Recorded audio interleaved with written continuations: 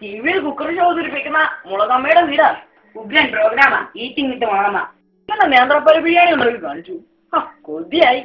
ഞാൻ ആദ്യമായ ഒരു വലിയ കുക്കിനെ ജീവനോടെ കാണുന്നു. എന്താ വേണ്ടത്? നേന്ത്രപ്പഴ ബിരിയാണി. ഇത്തിരി ബിരിയാണി തരുമോ? സ്വാദറിയാനാ.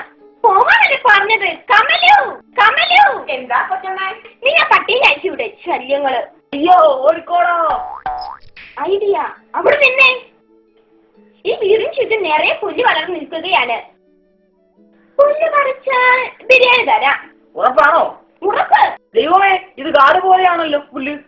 നമ്മൾ വിചാരിച്ചാൽ ഇത് പറിച്ചു മാറ്റാൻ പറ്റില്ല. കൊച്ചമ്മയുടെ ബുദ്ധി കൊള്ളാം. 2 പണിക്കാരുടെ പണിയാ.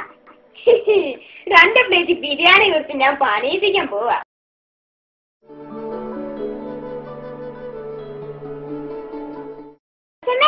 പണി തുടങ്ങി.